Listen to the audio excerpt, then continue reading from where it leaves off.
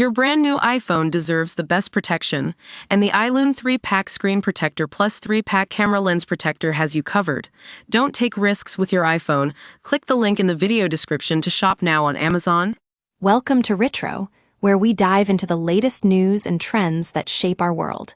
Today, we're going to explore a story that's been making headlines across Europe, the rise of hybrid warfare, and how it's benefiting one particular leader.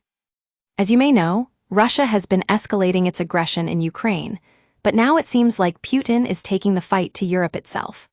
Without firing a shot, he's brought the war to millions of Europeans, largely untouched by the conflict. The attacks started not with a bang, but a whimpered drones triggered major disruption at several airports, causing chaos and inconvenience for travelers across Denmark.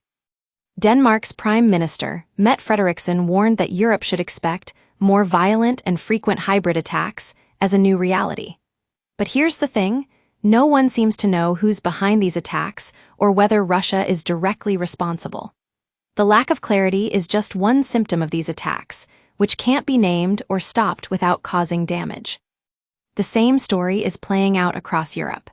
In Poland, 20 drones were reportedly sent into the country, although it's unclear if that was an accident or a deliberate attack.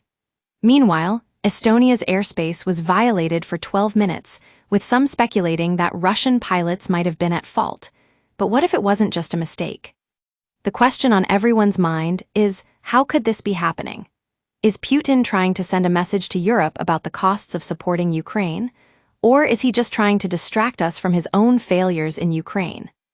The truth is, we may never know for sure. But one thing is clear. These hybrid attacks are creating a sense of vulnerability and chaos across Europe.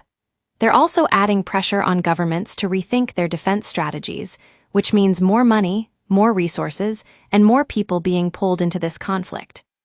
At Retro, we've been exploring the implications of these attacks and how they relate to Putin's overall strategy. We've looked at how Western officials are wrestling with a paradox, whether to blame Russia for these attacks or not. The problem is that blaming Russia might actually make things worse, while failing to highlight the growing threat could leave society blind and unprepared. As we navigate this complex situation, it's also worth considering the potential risks of hybrid warfare. What if Russia's saboteurs overstep and kill civilians in a NATO country? Or what if there are genuine organized crime gangs involved?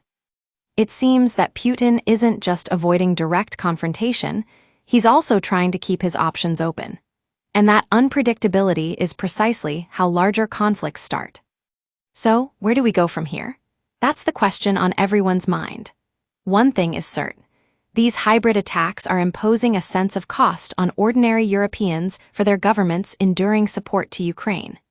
The non-lethal inconveniences like airport delays and rising gas prices are eerily comparable to those felt by ordinary Russian civilians in the nation that launched an unprovoked invasion. In short, Putin's strategy is working all too well. He's managed to bring a sense of cost and vulnerability to Europe without firing a single shot. And for now, at least, he's getting away with it.